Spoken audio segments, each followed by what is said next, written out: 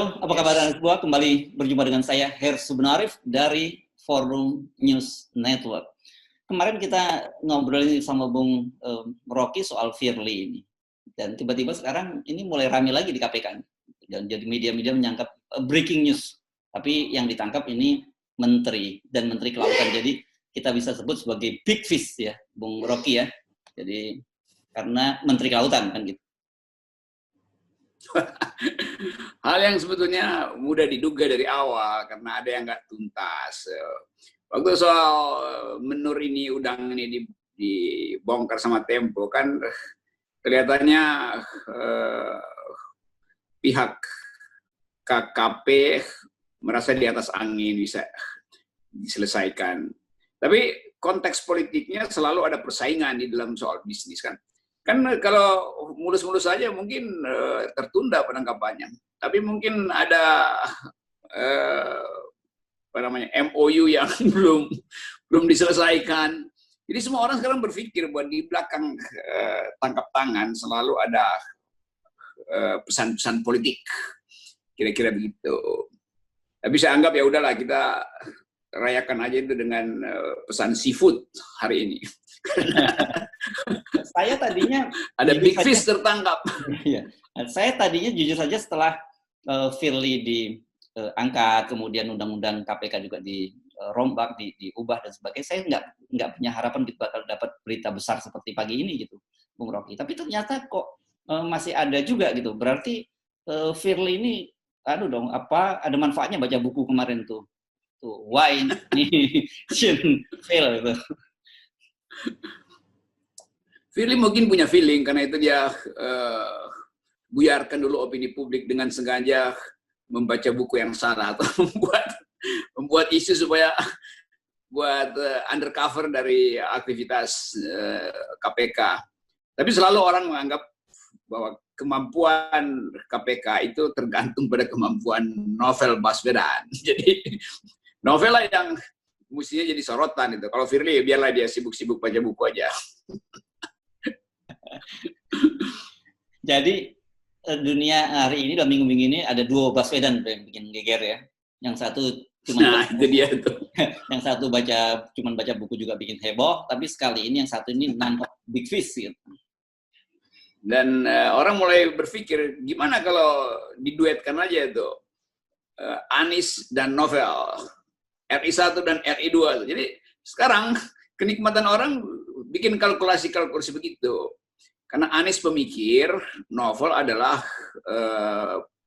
pemburu. Dua Baswedan.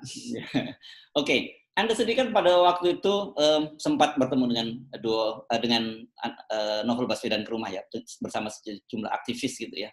Orang jadi kemudian dia bilang, gila, Novel Baswedan masih tetap bergigi ya. Kemudian saya jawab bahwa orang tidak punya mata bukan berarti dia tidak bisa menggigit, kan begitu kan. Dan itu dibuktikan oleh Novel Baswedan. Iya, dan yang hilang adalah bola matanya Novel itu yang rusak.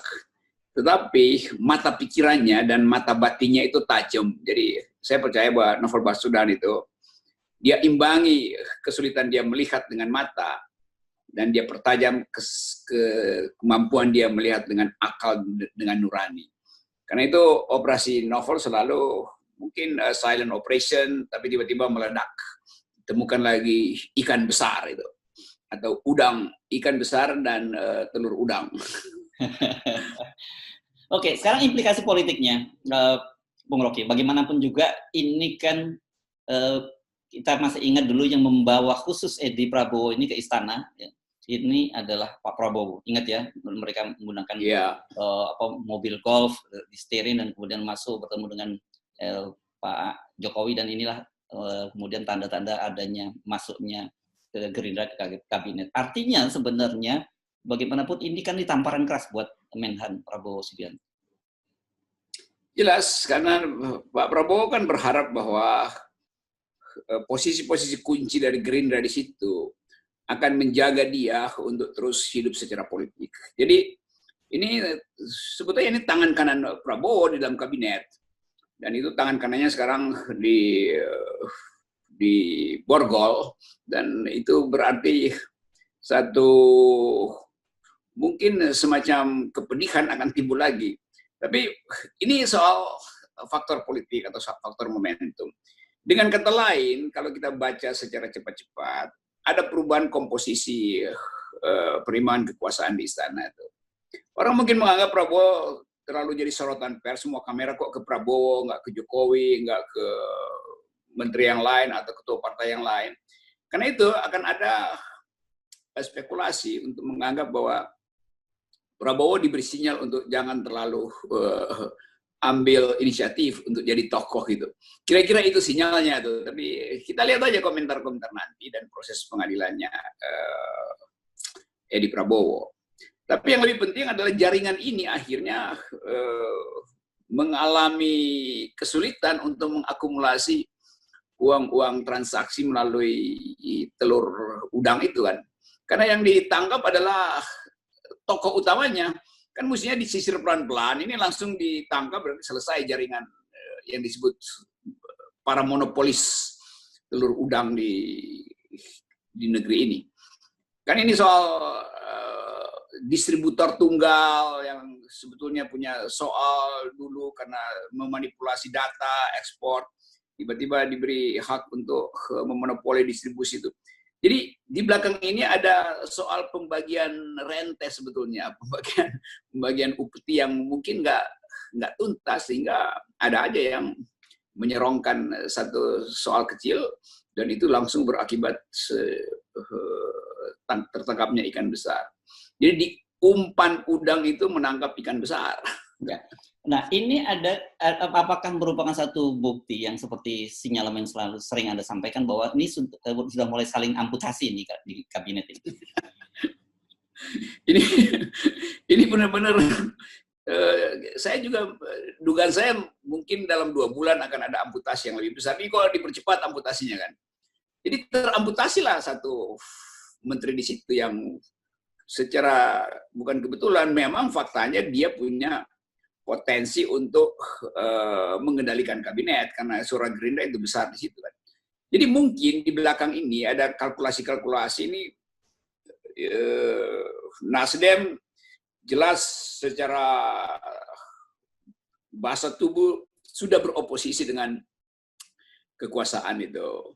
Jadi Gerindra mungkin juga diduga akan mengambil jalan yang sama itu. Maka diamputasi lebih dahulu kan. Jadi tetap kita menduga ini kepemimpinan Pak Jokowi ini rentan sekali dengan saling intrik di dalam kabinet. Dan itu yang membuat orang merasa bahwa ini nggak bakal nyampe ke 2024. Kan kalau Prabowo salah satu tangan kanannya diamputasi, menteri ini, itu akan ada revenge dari Gerindra terhadap dugaan partai lain tuh yang melakukan itu.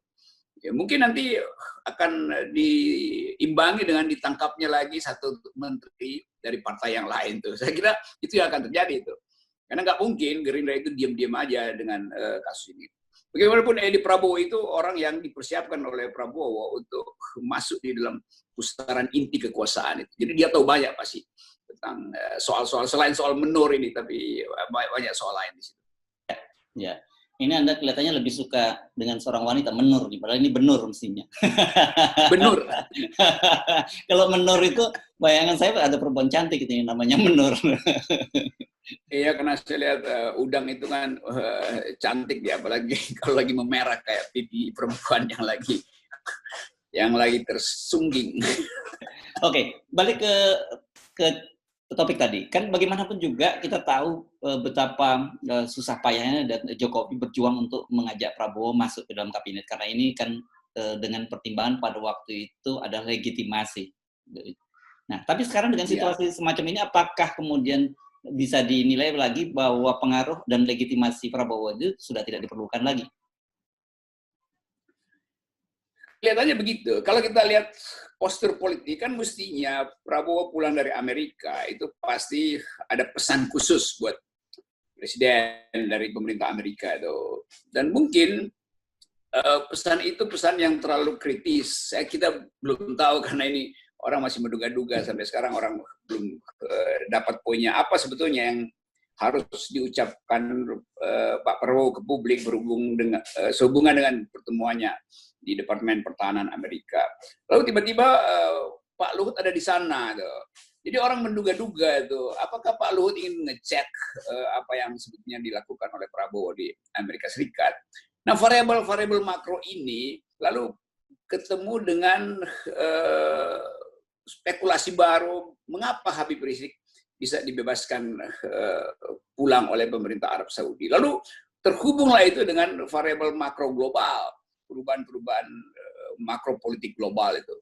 Nah, imbas itu membuat orang merasa bahwa Indonesia sebetulnya sedang ada di dalam ketidakpastian itu, di dalam sistem politik dunia itu. Nah, turunannya adalah permainan politik istana untuk mulai saling memasang jangkar baru supaya nggak goyang kapalnya, atau ada yang sengaja ingin memutus rantai supaya terlihat mana sebetulnya yang masih bisa dipertahankan Jokowi, mana yang dianggap tidak lagi berhak ada di istana tuh. Sementara Pak Jokowi sendiri nggak punya kemampuan menganalisis situasi itu. Jadi ketiadaan kemampuan Pak Jokowi menjadi umpan untuk tadi politik saling amputasi di dalam kabinet. Ini enaknya sekarang kita bisa membaca politik istana terhubung dengan permainan politik global itu. Karena kita tahu semua perubahan politik di Indonesia tidak pernah terjadi tanpa campur tangan Amerika Serikat. Jadi mungkin orang bilang spekulasi terlalu jauh, kita mesti bayangkan itu karena kelabilan lantai istana itu udah labil fondasinya, dan orang mulai cari cara mencari keuntungan secepat-cepatnya sebelum benar-benar fondasinya runtuh itu. Ya, ini mungkin ini jadi mulai sinyal-sinyal politik harus kita baca dengan cermat gitu ya. Tetapi kalau kasus penangkapan Edi Prabowo ini kan bukan sinyal lagi, ini kan udah alarm. Kan gitu. Nah mungkin kalau tiba-tiba saya membayangkan kemarin orang mempertanyakan kapan Prabowo ketemu Habib Rizik, kalau dia tiba-tiba mungkin datang ke Petamburan, ini pasti akan bisa menjadi jauh lebih menarik tuh Bung Rocky. Ya mungkin justru untuk mencegah Prabowo ketemu Habib Rizik, karena itu dilakukan dulu kejutan semacam ini sebagai sinyal. Udah ya, jangan terlalu jauh punya asumsi yang sedikit ambisius. Kan itu. Memang tidak ada keterangan lengkap permainan istana, tapi bisa terbaca dari sinyal-sinyal 2-3 hari ini soal simpang siurnya keterangan istana tentang Pangdam Jaya. Jadi kesimpang siuran itu menimbulkan banyak spekulasi. Dan bagi pemain inti ya spekulasi itu dimanfaatkan aja. Mumpung lagi lemah, dijegal seseorang di situ, diungkapkan korupsi dari Menteri A dan Menteri B sekarang juga gemetar, ketakutan, bisa bersiap-siap untuk ditangkap KPK nanti malam. Itu kan ini satu seri permainan yang sebetulnya sudah kita duga. Ya, oke. Jadi mungkin terlalu dini kalau kita untuk menganalisis lebih jauh. Tapi yang jelas kita harus buka mata, buka telinga gitu. Kalau perlu begadang gitu, karena anytime, setiap saat bisa terjadi berita-berita baru, breaking news gitu. Berkaitan dengan kelanjutan dari penangkapan Edi Prabowo ini.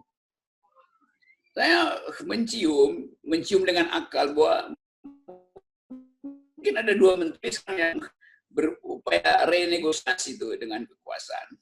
Karena tahu bahwa PR sudah mencium 2-3 menteri yang berusaha untuk mempertahankan jabatannya, dan itu berarti mesti ada tukar tambah baru tuh. Saya enak aja sebetulnya sambil kita makan ikan bakar, kita menyaksikan bagaimana kegelisahan di kalangan menteri.